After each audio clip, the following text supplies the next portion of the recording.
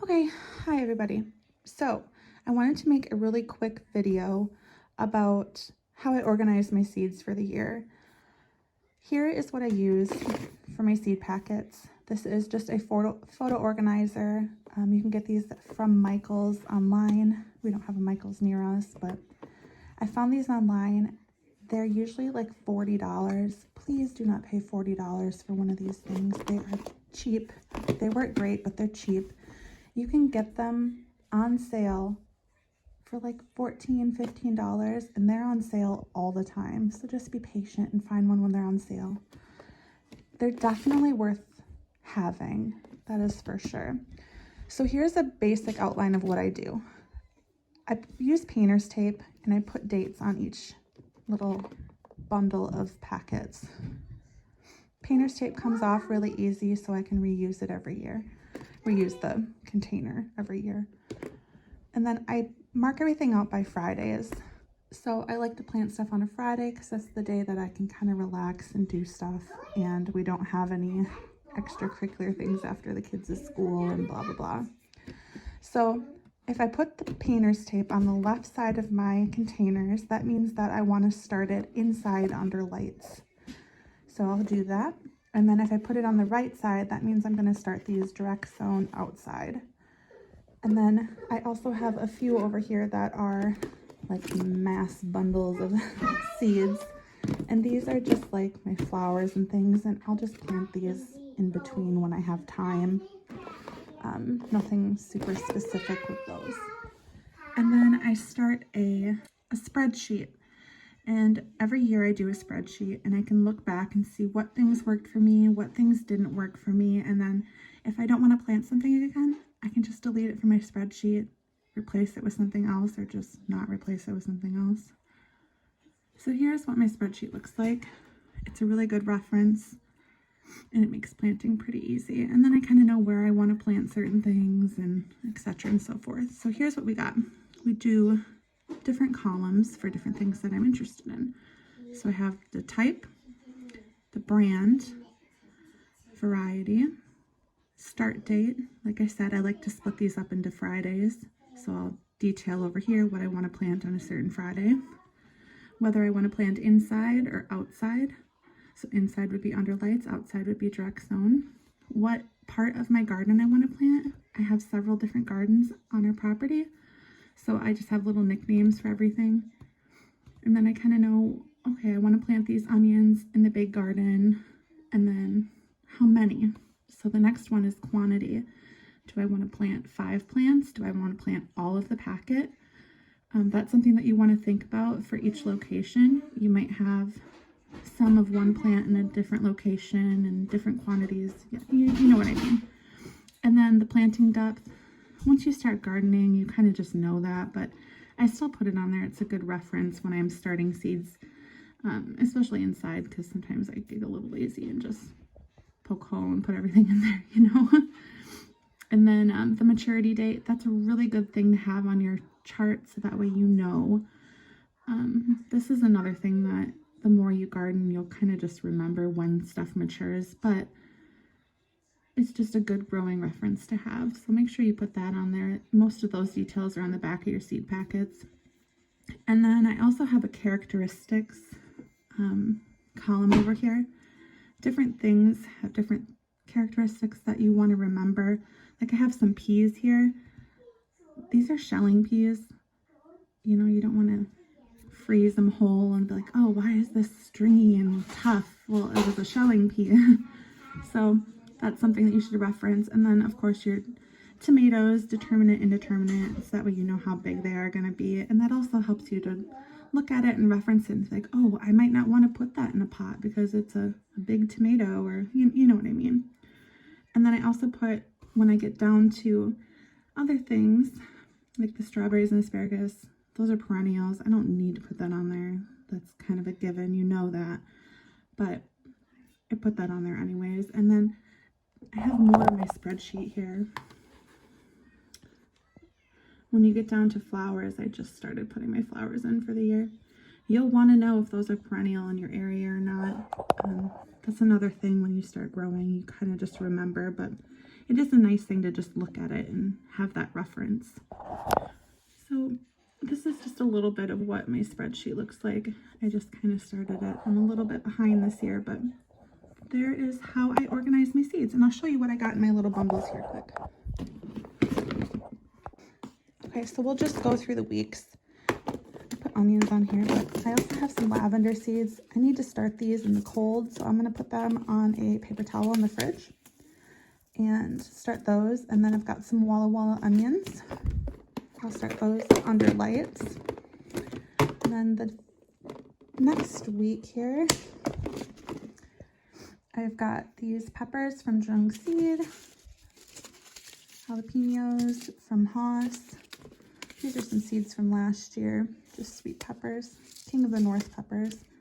I have 2 packets of California Wonder and some potato seeds. And then the next one to start under lights, we've got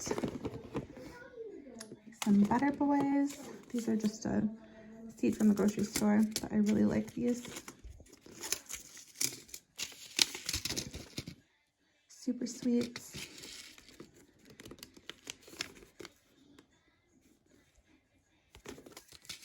A couple other ones here. I'm gonna drop one on the floor. That's very like me. Oh, I dropped 2 on the floor. And then Acre 55s.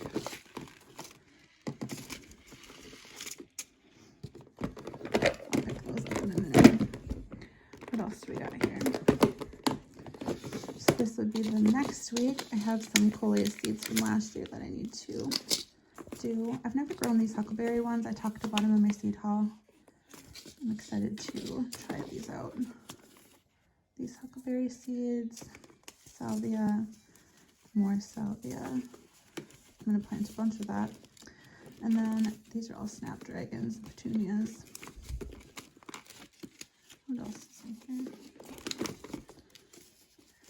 Oh, and those giant petunias. I'm so excited for those.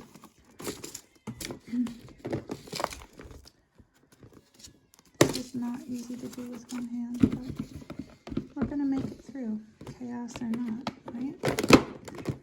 And then we start with the stuff that'll be started outside. Technically a zone 5, but barely. So I always go with a zone 4 for my planting schedule. I highly recommend that. Like if you're right on the line, go with the colder climate, because there's been years that I've planted things out and they've been frozen. So be cautious. So here's the first stuff that will be sown outside. Cauliflowers and broccolis and carrots. I think that's everything that's in here. Oh, and some peas. Then I had some old broccoli seeds from last year that I will finish up. Ooh, my beets. Cylindra beets. I've never grown these, but I'm really excited to. I'm hoping they'll get girthy enough that I can just slice them up and put them in a jar.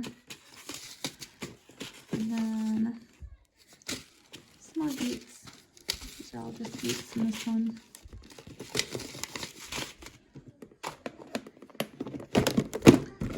Do you guys organize your seeds? You should let me know in the comments below. I was going to say too, you don't have to go through and make a stinking spreadsheet unless you're one of those people like I am. Like, I like a spreadsheet, but if you don't want to make one, you can wing your garden and have some great produce. You can totally wing it. You can just go out there and plant whatever the heck you want, and most of it will grow.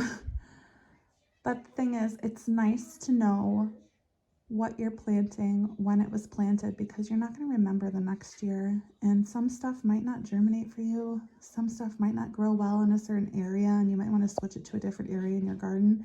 It's hard to remember that stuff unless you have some sort of, record of it. So make notes. If you're not going to make a fancy spreadsheet, just make some notes in a notebook or a scratch piece of paper and say, this didn't grow good here, or I'm not going to grow this again, or I really love this variety. So that way and it just makes you a better gardener, and you're going to get more out of your garden. So that's just a note. That's why I go through all this. It's a headache to go through all of your seeds, but I think that, like I said, I think it's important to kind of know where you stand. And then I think these are all squashes and pumpkins in this one. It has to be warm here when I put these out because they just don't survive unless the weather is favorable. And then I have a whole bunch of flowers and herbs in these ones. I do have these little herbs in this one that I haven't shown. I bought this packet off of Amazon. It smells like dill, like the whole thing smells like dill, but it has all these different little herb packets. I doubt any of these will germinate, honestly, but we're gonna give it a try. There's some unnecessary ones in here, but we're gonna plant every one of them. So that is some of the little herbs that are in there. I don't remember what I put in this one. I think this is this was after this line here. I had my melons and stuff in this one. Watermelons.